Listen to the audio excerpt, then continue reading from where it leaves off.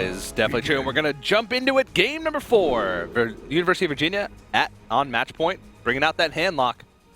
And Johns Hopkins, for the 3rd time in a row, I believe, throwing out that mid-range hunter. Yep, still trying to make it work. I've kind of gotten their draws stifled, and towards the end of the game, had some big hits. But their opponent's been hitting just a little bit bigger. Yeah. Yeah. And this game looks to be not too much different because we see some big threats drawn in the hand of the University of Virginia. But Johns Hopkins, they do have a pretty decent curve going on for themselves.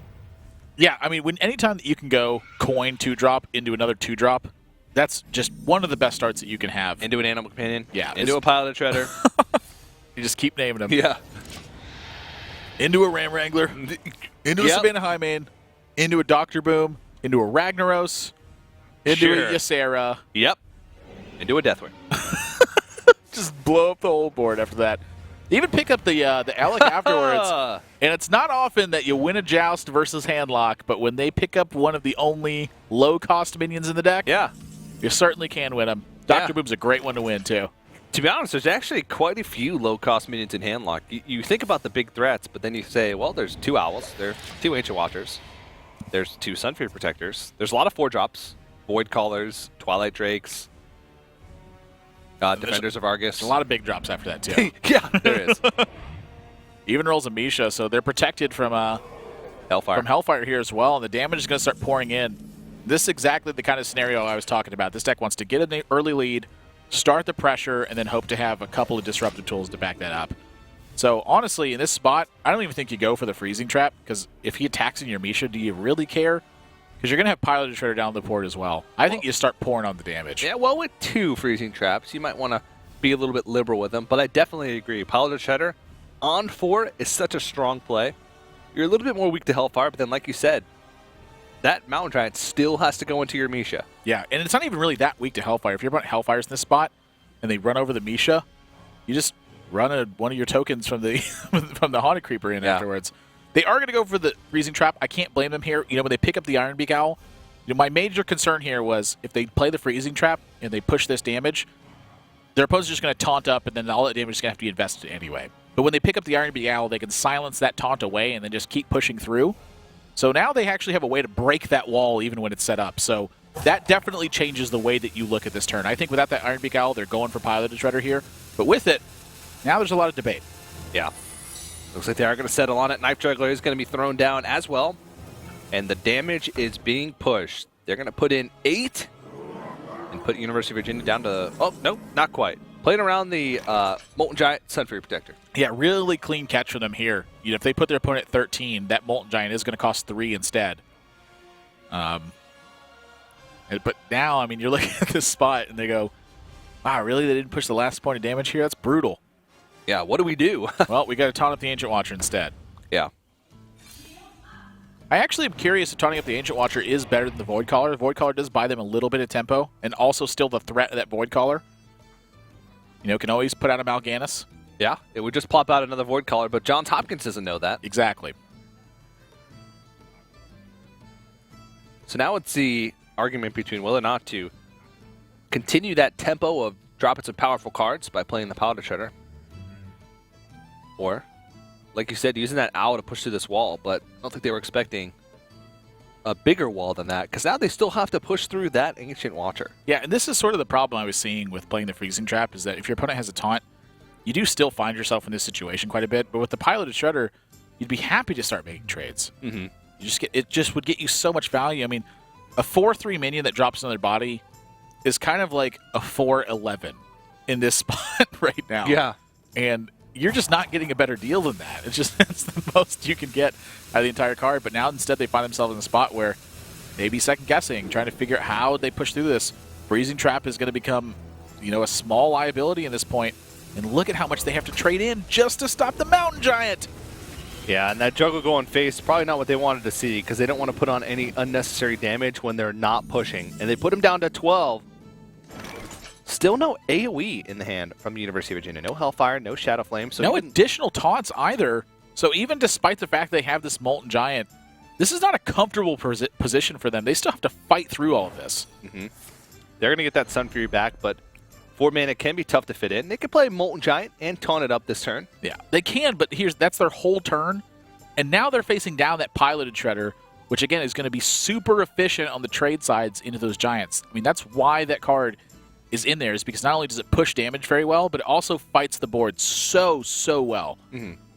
And so, yes, you are right. Johns Hopkins ideally did not want that 1 damage going to face from the Knife Juggler.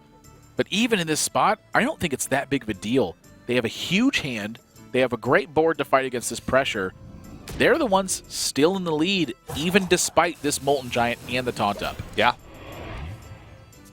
Wow, second Savannah Hyman. They have just been drawing that like every game with the Dr. Boom as well. And they've lost. Yeah. They've drawn both Savannah Hymanes in like their first 12 cards in the past 3 games. And they lost 2 of them. So that's an okay juggle. Yeah, I think you lead with this Pilot Shredder. See what it drops. Maybe it drops a Flame Tongue Totem or something. Mm-hmm. That's where that Piloted Shredder positioning comes into play. Always want to put that usually in the middle of your creatures. In case of Direwolf Alpha, Flame Tongue Totem. You can buff up those tokens. Not Pagel! He's going fishing. Well, he hopes. Here's the thing, too. Virginia would love to just take care of the Nat Pagel. They don't have the power to do it. Mm-mm. Oh, wow. I see. It's a very, very interesting play here. They're not going to go for it. Okay, I was looking at Ironbeak Owl on the Savannah Highmane and then Doomguard into it. I think it may just cost him a little bit too much in the end. Yeah. Yeah, well, the cards in their hand aren't that great. I mean, yeah, a lot of big threats, but I don't know if you can really afford to do that sort of like reset, because that Doomguard would be at 1 health. Something like Unleash the Hounds later on in the game would just pick that off. So, but they're getting desperate at this point. I mean, they're sitting at 12. They don't have a way to heal. They don't have a way to taunt. And they know there's a Dr. Boom in the hand because they saw the King Zelic draw it. Yeah, that's the other thing, too, is when you know what's coming behind it, you go, yeah. Stings a little bit. Houndmaster. That's actually pretty close to lethal damage. If that was a kill command, that would have been it. Yeah. I mean, that's the other thing I'm curious about, too. Is there a world where Ironbeak Owl and then just smush 6 damage in their face the right play? I think you lose too much of your curve. Yeah. To really do that. I think this Savannah Highmane is just, you let it become one with the earth. And then the elephants eat the grass. Yeah. And so we're all connected in the circle of life. But, the Dr. Boom he's pretty much at the top of the food chain. I've never heard someone say, smush the damage to the face. That's what lines are now. Earlier they were punching. Now they're just smushing. We got plenty of words for this. Yeah. You're just going to dingle that damage to the face. I mean, I can't just say going dome every time, right? Yeah. I can say it a lot, but just let it rip. They're fearing Big Game Hunter here, of course. Yeah, that'd be a big swing. Yeah. With the silence out of the way, maybe playing the Savannah Highmane, especially with the Houndmaster picked up. Probably honestly better, but yeah. I just want to see Dr. Boom. Yeah, that Savannah Highmane is going to be taken out, so you want to open up. Oh, okay. Yeah, I still like going for the Dr. Boom. The pressure that the Boom bots potentially add, I think is a very significant threat here. Mm-hmm.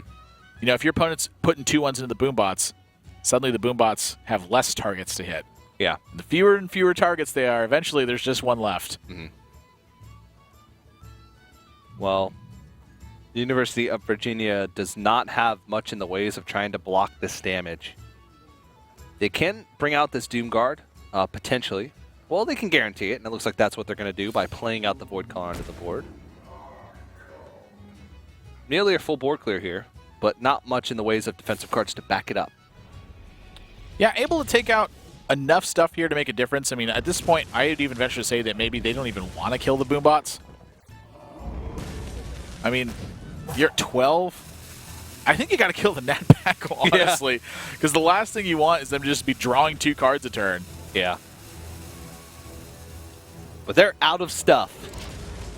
Yeah, I mean, 2 Twilight Drakes, and those are not going to be hefty Twilight Drakes. Whoa! Just keeps adding up. Yep, potential lethal here. They're totally going to miss it. Yeah. Yeah, I mean, Savannah High Main, University of Virginia has pretty much emptied their hand. They used an owl last turn. They emptied their hand. They're going to have to tap if they want to draw into something like a heal bot, probably, or one of those other taunt givers. So just plopping down that Savannah High Main. Through Savannah High Main first. Yeah. If you're Johns Hopkins right here, there is not a world where you play this Iron Beak Owl right now. About the only card you're going to lose to is Mal'Ganis, maybe. Yeah. Or another big series of taunts.